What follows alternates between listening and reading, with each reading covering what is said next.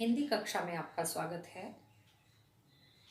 आज फिर मैं अपना पुराना विषय जामुन का पेड़, जो एक हास्य व्यंग रचना है और लेखक कृष्णचंद्र जी के द्वारा लिखी हुई है, के बोधात्मक प्रश्न और उत्तरों पर चर्चा करने के लिए आपके समक्ष आई हूँ।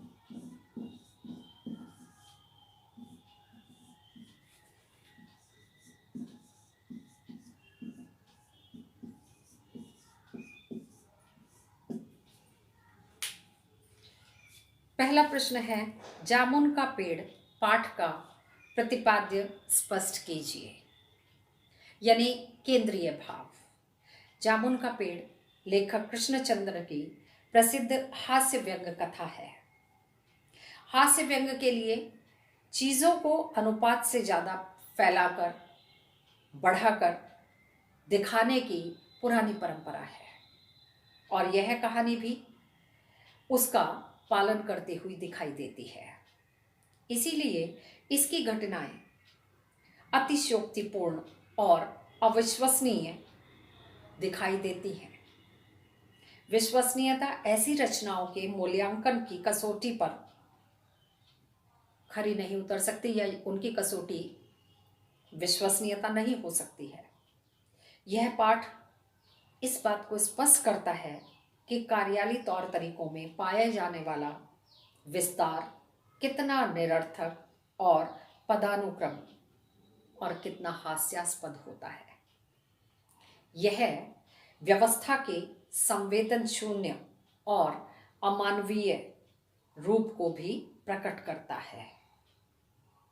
दूसरा प्रश्न है, माली को दबे हुए आदमी से सहानुभूति होने का क्या कारण था?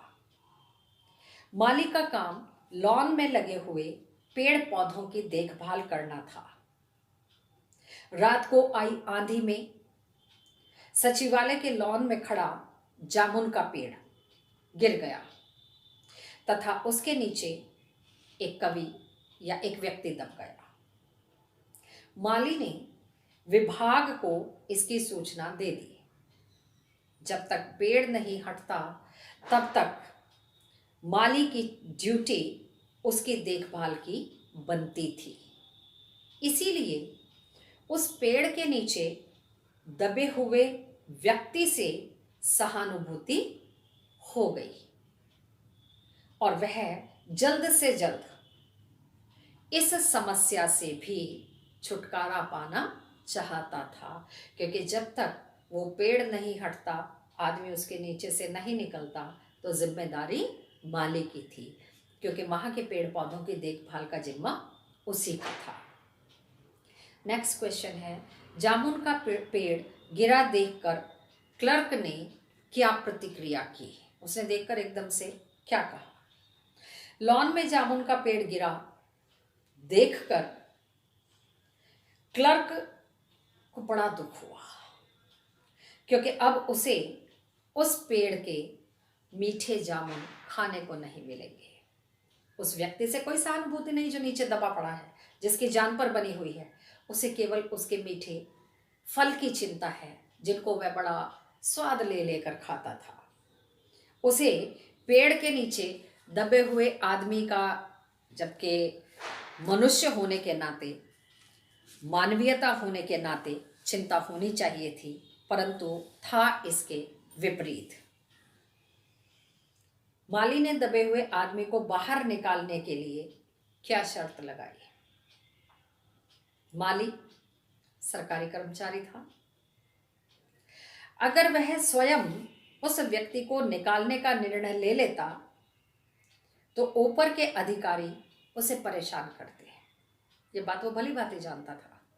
अतः उसने अपनी परेशानी को देखते हुए सुपरिटेंडेंट साहब को इजाज़त देने के लिए कहा कि आप इजाज़त दे दीजिए।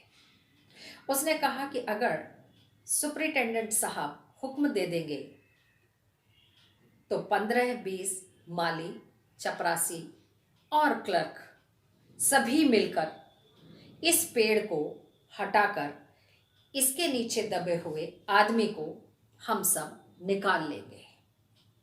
पर शर्त क्या लगाई कि आदेश सुपरिटेंडेंट साहब को देना होगा, मैं स्वयं निर्णय नहीं ले सकता, जबकि देखभाल का जिम्मा उसी का था। हॉर्टिकल्चर विभाग का जवाब व्यंग्यपूर्ण क्यों था? हॉर्टिकल्चर विभाग के सचिव ने जवाब दिया कि उनका विभाग पेड़ लगाओ अभियान में जोर शोर से जुटा हुआ है।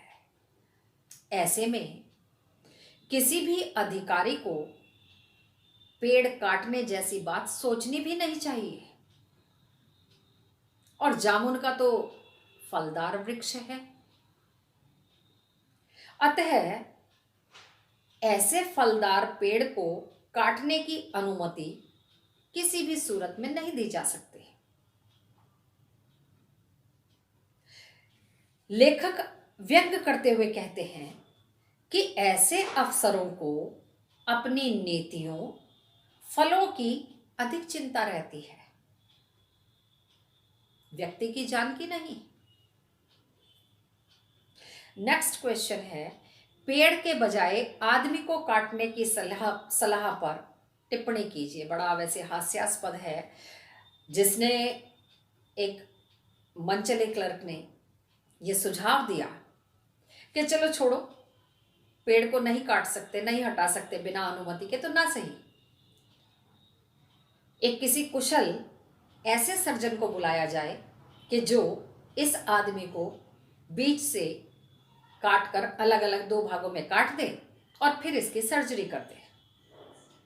और बात मान ली भी गई।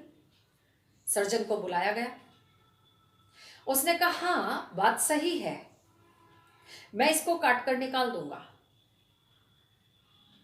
पुनः सर्जरी भी कर दूंगा। हाँ, लेकिन मैं ये गारंटी बिल्कुल नहीं देता कि आदमी जीवित रहेगा।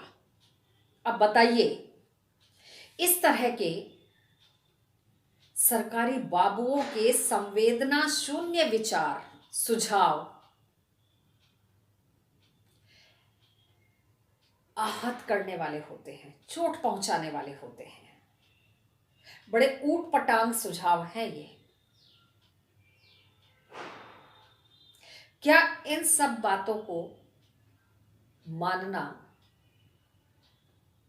चाहिए? मानने योग्य हैं ये बातें? नहीं, बिल्कुल नहीं। ये तो बेसिर पैर की बातें हैं, बेतुकी बातें हैं कि एक जीवित आदमी के जीवन के साथ खिलवाड़ किया जाए।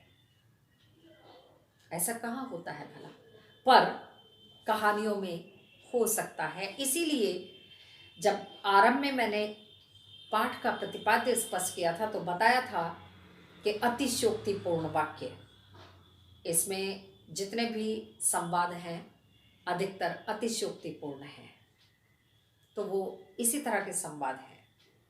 और आज का अंतिम प्रश्न है, साहित्य अकादमी के सचिव ने शायर को क्या बताया? साहित्य अकादमी के सचिव ने दबे हुए व्यक्ति अर्थात शायर को बताया कि तुम्हें केंद्रीय शाखा का सदस्य चुन लिया गया है और तुम्हारे मरणोपरांत, जीवित व्यक्ति को यह कहा जा रहा है कि तुम्हारे मरणोपरांत तुम्हारी पत्नी को पेंशन दे दी जाएगी, वजीफा दे दिया जाएगा, परंतु हमारा विभाग पेड़ के नीचे से तुम्हें नहीं निकाल सकता। यह काम साहित्य अकादमी का नहीं है। हालांकि हमने फॉरेस्ट डिपार्टमेंट को लिख दिया है और साथ में यह भी लिखा है कि इस कार्य को जल्द से जल्द पूर्ण कर तुम्हें इस पेड़ के नीचे से निकाला जाए, पर सॉरी, हम इस काम को कर नहीं सकते हैं। हाँ, जब तुम मर जाओगे तुम्हारे घर परिवार को चलाने का हम जिम्मा ले लेते हैं कि उनको हम पेंशन देंगे। तब दबे हुए आदमी ने कहा था कि मैं तो अकेला हूँ और मुझे इस सहायता की आवश्यकता नहीं है, और यदि सहायता करना चाहते हैं आप तो केवल इतनी सहायता करें कि मुझे इस पेड़ के नीचे से जल्द निकाला जाए। आज के अंक में यहीं तक। धन्यवाद स्टूडेंट।